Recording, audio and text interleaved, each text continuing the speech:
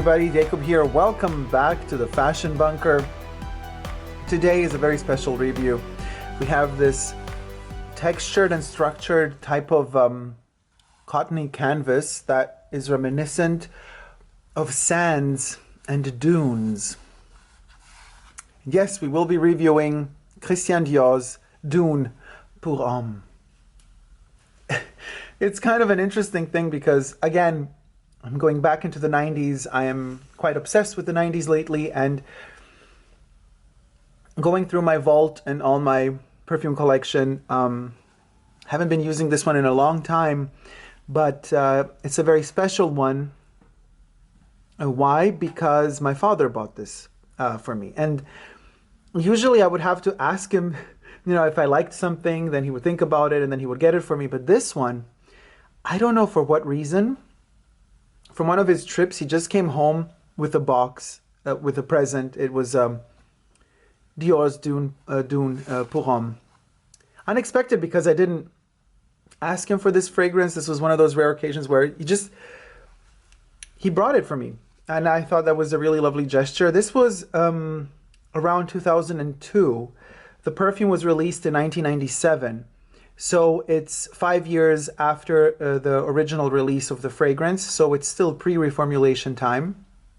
And I have a 100 milliliter bottle here. 50 ml are still inside. So this is one of those very, very special pieces I have for my father, who is no longer with us, unfortunately. So for those of you who follow me on YouTube, know this whole story because I did start YouTube while he was still with us. So it's a bit painful for me to go back and I don't know, I don't really rewatch videos prior to 2015 when he passed away. So it's kind of strange for me. You know, I know that these videos of me exist even in the 2014s, but yeah, memories, you know, it's difficult, but I am trying to work on it. And this is also one of the reasons why, I guess subconsciously, I went for digging into my vault and archives just to kind of find bits and pieces of memory from my past. And when I stumbled upon Dune, I remembered a lot of things. And so it was a lot of great memories. And I thought to myself, oh gosh, do I have the strength to do this? Yes, I do. Let's review Dune pour Homme, Christian Dior. The batch number, and remember my dad at the same time. He never wore this fragrance, by the way. He just thought it would fit me. So I'm wearing it here, and the kind of dry down is there, and I'm going to spray it fresh here for the top notes, but my batch code is 2A01. They repeat approximately every 10 years, so you might find a 2012 date attached to it, but in fact this was around 2002. It still has the older inscription on it. We have the full Christian Dior text on the bottle instead of just the Dior, and we have the concentration eau de toilette also on the bottle. This is one of the giveaways that tells you that it's one of an older bottle. I do believe that there was also an even older 1997 version where they would write the actual milliliter quantity at the bottom or here in between. This is already slightly updated bottle version. So let's do that. 2 spritzes is enough. This one is quite powerful for today's standards. Now, mind you, when this one came out in 1997, it was light. It was considered a very sophisticated, light textured, almost like a summery type of scent. Hence the dunes, and hence the advertisement campaign showcasing a male model dressed in very light beige clothes, almost white sandy clothes, open unbuttoned shirt, on his knees on a dune in the middle of the desert or sand or on a beach with a slight breeze, because you could see that the clothes are slightly airy. They're more open. They're not just hanging on him. And that was the first ad campaign. Today, the reformulated version of Dune, I wouldn't say, you know, most brands, when they reformulate things, they get worse. I wouldn't say this one got worse today. Like most other fragrances, it's even softer and lighter perhaps. But let's not, review that. We're going to review the actual formulation of Dune, the first formulation. The original, so to say. So let me breathe in and smell the top notes. They're quite intense. This one also aged very well. It did not go stale in any way. It is extremely fresh. The top notes are sparkling and they're still there.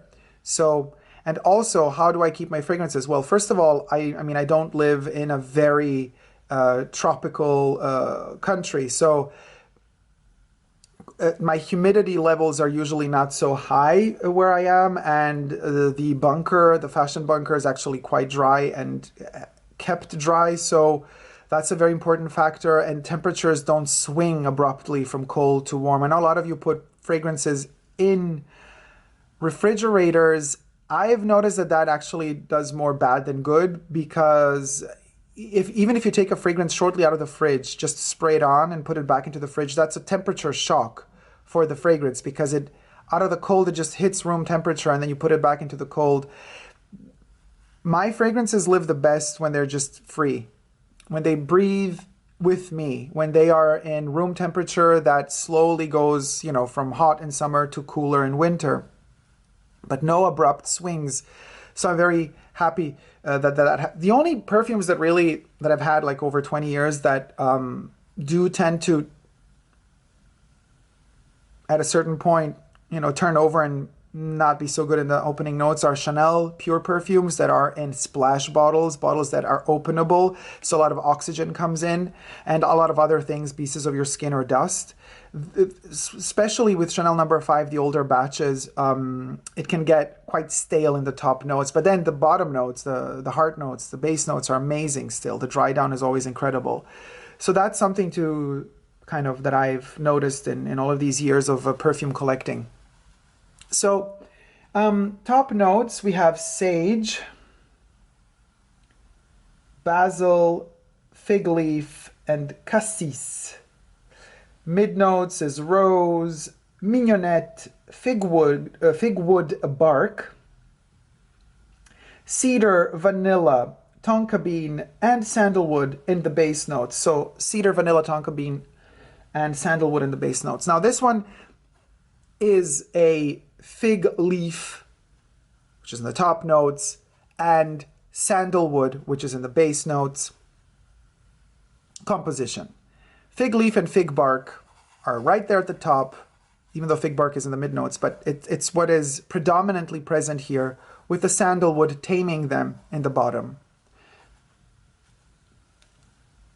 As I said, for 90 standards, 1997, so this one was released after Opium pour Homme by Yves Saint Laurent. This one is considered a lighter version of a fragrance. It's very subtle. It's very elegant. It's very nonchalant, if you may. It's very effortless. Even though the way that the different elements of the fig, together with the sandalwood and the tonka bean, how they play together, it has character. And so even though it's very effortless, it can still deliver a punch if you overspray it, because if you overspray this one, or if you don't really spray it in the right way, if you spray it too close to the skin, it can turn a little bit chemical, because a lot of the ingredients in here are synthetic, we of course know. So knowing how to dose this one can create more or less a powdery, sandy effect or touch on the skin. By this, I want to suggest that you spray it from a distance rather than too close to the skin if you want to create the dune, the full dune experience. Also, on a clean white shirt, you can put on your buttoned up but open shirt on your skin. Then on your chest, you can spray it from a distance and let it, from a distance, so that the little cloud of perfume also hits the shirt, not just the skin. That way you get a little bit of the perfume on the shirt as well. With cotton, it blends masterfully.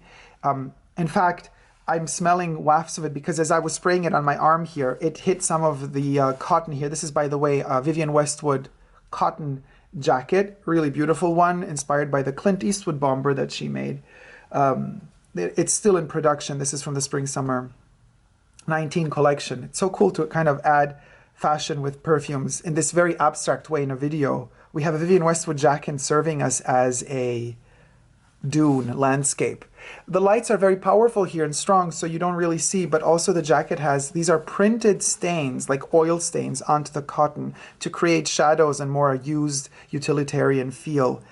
Sand is also not completely clean if we're really living on it, and if we're thinking about beaches. If we're thinking about dunes in the desert, of course, not a lot of humans pass by, but there's still a lot of animals. You don't maybe see them at first glance, but they're tiny little creatures that, even snakes, that live and survive and thrive in the desert, as well as in the desert heat.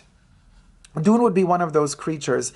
So if you spray it from a distance, you get its presence, but just like in the dunes in the desert, you have to look really closely. You have to zoom in to find life in the middle of that desert. And that's similar. That's the concept of Dune pour Homme by CHRISTIAN DIOR. So, you know, a lot of perfume reviewers talk about longevity, sillage, and I think erroneously many people compare longevity of a fragrance to the longer the longevity is, the better the quality of the fragrance. I could not agree less with that. There are certain perfumes that definitely have a beastly longevity, but, you know, and then some of those perfumes, it's in their nature and it fits the concept of the fragrance to be so powerful in longevity. Other fragrances have incredibly strong longevity, but they're so skanky, they're just not good. The quality of them is not good. There are also perfumes that don't have strong longevity, but are incredible quality, and they're meant to, conceptually from how they're constructed, to not have long longevity, but then there are also perfumes that have short longevity and that are also bad. So there's a bit of everything everywhere.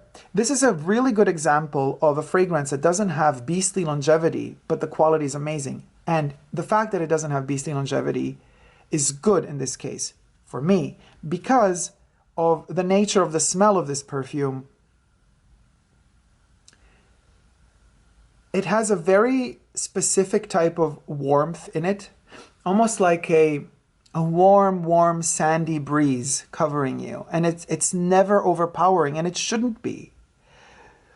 To add more of sandalwood in here, or some sort of musk, or accentuating the cedar by, I don't know, pumping up the vanilla, adding a bourbon vanilla, would have damaged the fragrance. It would have added longevity, probably, but it would have killed the delicate balance between the more delicate ingredients like the fig leaf or the fig bark, or even in that case, I mean, you know, there's a rose in here which is detectable from time to time. The mignonette is something very delicate as well.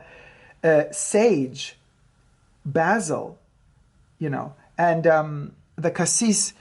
I mean, with cassis, it's a bit tricky. It's more like cassis is also, you know, you can also have it in a drink. So it's something that you could also taste and smell at the same time. Or you could eat a fig too, but you can't eat a fig leaf, obviously. But it's a delicate balance of ingredients that can really easily be overpowered by the woody and rooty notes in the bottom. So this means that this one needs to have lighter longevity if you want to enjoy all of the levels of this fragrance from top to bottom. Hence, that's why I say it's perfect the way it is. You can reapply throughout the day if you need to. I personally, with this one, really love when it kind of starts fading, and there's a nostalgia to this fragrance dying on your skin. You can almost visualize it as it is laying here on this artificial dune that I created. It kind of lays itself on it, on the sand, and then it slowly gets absorbed by the sand, and the heat from the sun from the top also evaporates all the alcohol and water and all the essential oils, very few of them that are in there. They attach themselves to the sand. So what happens is this sort of evaporation that's between the water and alcohol being extracted from the sand, from the fragrance, and the earth or the sand, the hot sand, pulling in, absorbing the essential oils. When that separation happens, when they detach, that in between is the smell of Dune pour Homme. That's the kind of concept it delivers to me. That's the feel on the skin it gives me. It makes you slightly dizzy. You lose orientation a little bit because the smell, smelling it now, it's bizarre. It does smell like a fragrance, like a perfume, but at the same time, it gives you an illusion of being natural, of being something that just by accident passed through the air as you were on a beach or walking through the city. And that illusion that it kind of makes you forget for a second that you're wearing a fragrance, but nevertheless it smells good, that's magic to me. And what's the name of Olivier Cresp, the perfumer behind this fragrance? I think that's the masterful game happening here, that you forget that you're wearing a perfume, even though you get wafts of it coming out from, you know, your chest area, from the shirt that you're wearing.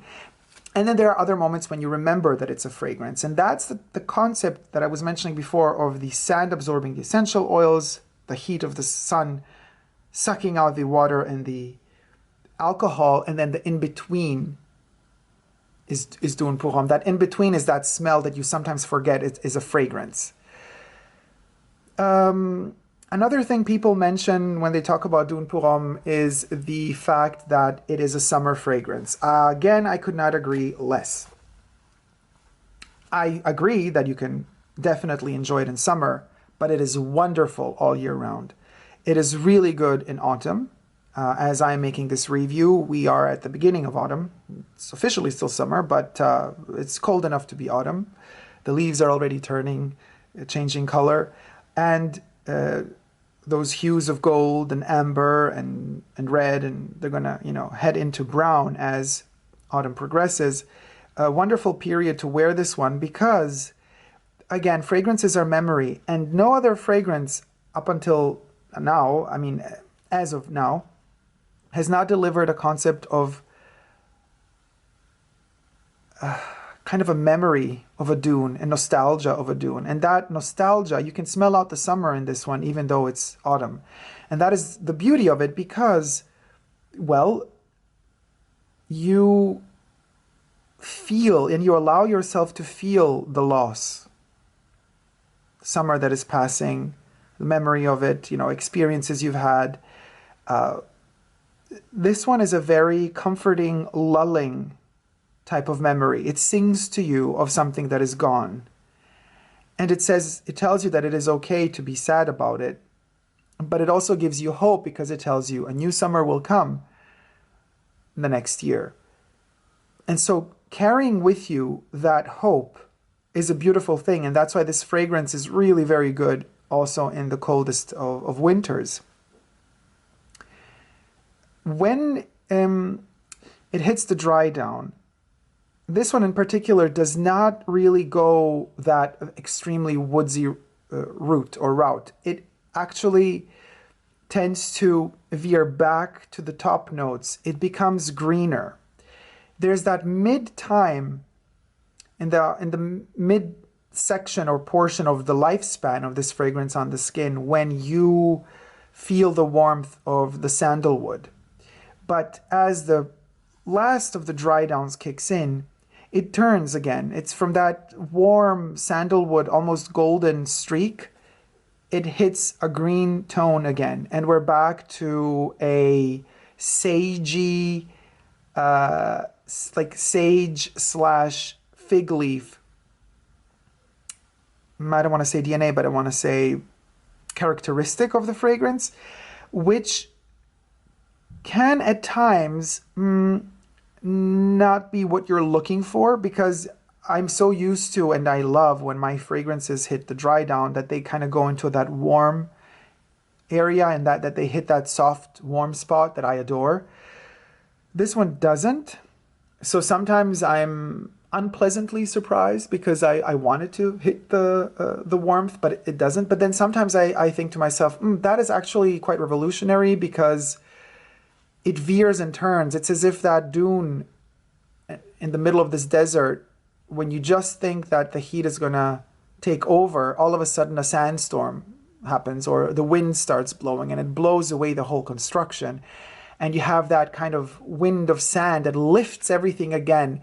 And underneath it, we discover all those little creatures underneath that sand, all those little tiny insects and creatures that we couldn't see at first glance when we overlooked the entire desert. And they have a different type of smell than the rest of that dune and that sand. And they are more green. And there's more a wet sort of life in them because they absorb water too. They need water to sustain and live, to sustain themselves and survive in the desert heat. So it's a fascinating game when it turns into that greeny notes towards the dry down, because it becomes almost effervescent, but stale effervescent. It's not powerful, you know. It's very, very, very subtle, and it stays very close to the skin. And as it dries down, you get a memory of how actually powerful the green notes were in the opening touches of the perfume. The liquid itself is a beigey color, just like the entire, I would say, sales campaign for it, just as are all the colors used in the composition of the ad. Let me smell it again.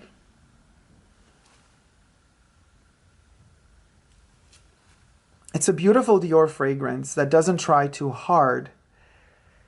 And this one was released right before the whole Dior HOMME, you know, concept exploded on the Dior landscape. It was also released right before, a couple of years before, the Dior Privé line with Eau Noire, Cologne Blanche, and Bois d'Argent were released. So this one paved the way in many ways. This one is a connection. It's like a bridge between, it bridges the gap between the Diors that we know from the 70s, 80s, and 90s to the Diors of the 2000s. This is the missing link. It has a little bit of that nature of a more sophisticated Privé type of fragrance. It definitely does. This is kind of like a Dior Privé, could be, if it were a bit less mass produced in terms of its composition.